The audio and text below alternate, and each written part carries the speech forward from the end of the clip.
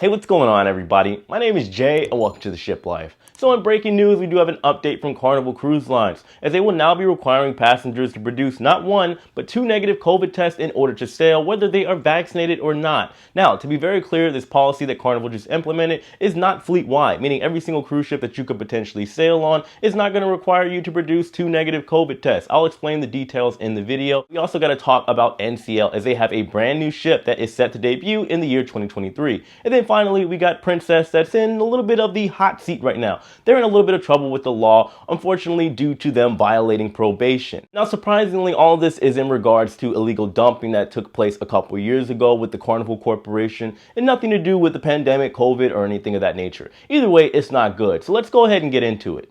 So due to the prevalence of the Omicron variant, Carnival Cruise Lines is stepping up their health and safety protocols by way of more testing for passengers in order to sail. Now at this point in time, they are currently focusing on longer sailings. Specifically, we are talking about the Carnival Sunshine that is set to take place and sail out of Charleston, South Carolina on January 17th. This ship will be doing a 10-night sailing to the Eastern Caribbean. Now they're focusing on this one because, again, it's a longer sailing, and of course we have the increasing Omicron and everything else that goes in between all of that. So whether you are vaccinated or not, everybody that is 2 and up must be tested prior to coming to the terminal, and then they also have to be tested when they arrive at the terminal. Now, the testing that will be taking place at the terminal will be complimentary from Carnival Cruise Lines. However, you do have to book the testing in advance. Failure to do so could obviously come into some complications. Now, also when it comes to the testing, you will not be getting out of your vehicle. You just pull up to the terminal, and I'm assuming they're going to set up some type of system by way in which you can just pull up, get tested, wait about 10 to 15 minutes, as they say, for your results. And just like that, once you're cleared, you can drop off your bag and do everything else that you need to do in order to get ready for your departure. So I do have to say, I completely understand Carnival Cruise Line's reasoning for implementing these new health and safety protocols and testing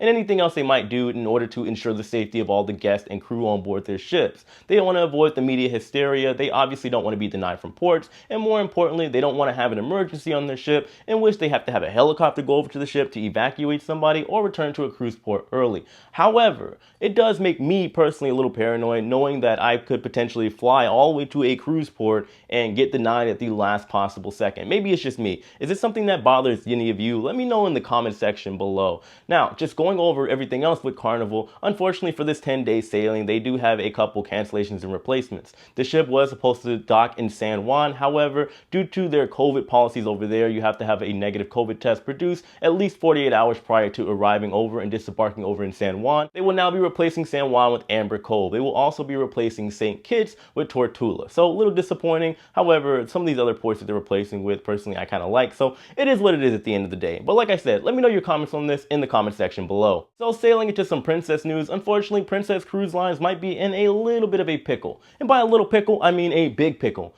That came out wrong.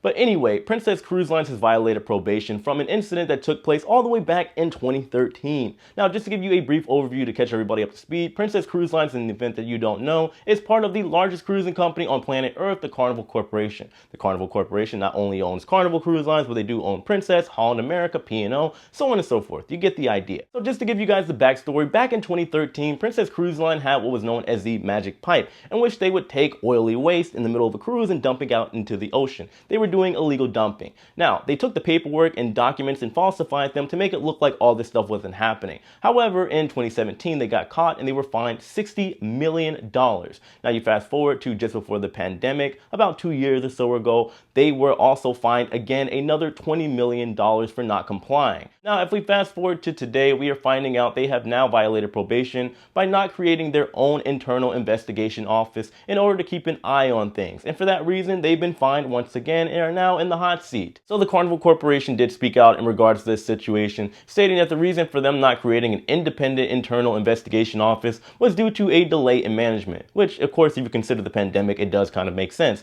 For that reason, they were able to strike a plea deal with the US government, who has originally since 2013 fined them a whopping $60 million. The plea deal required that they only paid $1 million, bringing the total to about $61 million. Now, I will say when it comes to this whole situation, the cruise line, specifically Carnival, has dealt with a lot of backlash and a lot of environmental stuff over the past couple of years. It's the last thing they need right now, considering everything going on with the pandemic and of course the media wave and hysteria that's been going on. They don't need this. Now, I will admit that Carnival, as well as the other cruise lines, have been doing well to kind of alleviate the environmental footprint and the economic waste that they've been putting into the environment. However, they still have a lot of work to do, and a lot of people, they don't forget that kind of stuff. So you double that up with the pandemic, it just is not a good recipe for anything successful to happen whatsoever. It's like the cruise line, Carnival specifically, or Princess rather, is taking one step forward and 1 million steps back. You see what I did there? Because they got fined $1 million. Let's move on. So last but certainly not least, we have to talk about NCL unveiling the name of their second Prima class ship. Of course, they have the NCL Prima, and now we have the NCL Viva. Now, this ship is going to be similar, of course, to its sister, the NCL Prima, and is set to debut in the year 2023, sailing out of 3 ports in 2023, which would be Rome, Italy, Athens, Greece, and Lisbon, Portugal, going over to the Mediterranean. Now, I know a lot of people are obviously going to be excited. These ships look absolutely amazing. Now, of course, they will contain things like the Haven Suite, the dry drop slide, and of course the three-story racetrack, which I am excited to go on. I really want to go on one of these NCL racetracks. They look like so much fun. I love go-karting. But anyway, guys, I'm not going to go over all the full details. This is just some very exciting news, and I figure with all the negativity going on, the fact that NCL has announced their second ship out of the 6 ships they will be producing between now and the not so distant future, this is absolutely great news. Now, I may do a dedicated video on the NCL Viva and the Prima, and just so you guys know, I am set to go on the NCL Prima during its inaugural US sailing. Now, I might change and go over to where they sailing out of. I think it was like Norway or something like that. I could do a European cruise. I think that might actually be fun. If that's something you guys might be interested in, because it's going to be a ridiculous amount of money, let me know in the comment section below. But we are going to leave it right here, guys. As usual, questions, comments, concerns, let me know in the comment section below. You can also reach out to me via email if you want to, which are in the description box below. And of course, hit that like button on your way out. Subscribe if you haven't already, because so many of you have not subscribed to this channel. And of course, share this video. It goes a long way in support of my channel. I appreciate all of you guys. I'll see you tomorrow. That's your cruise news for the day. Take it easy.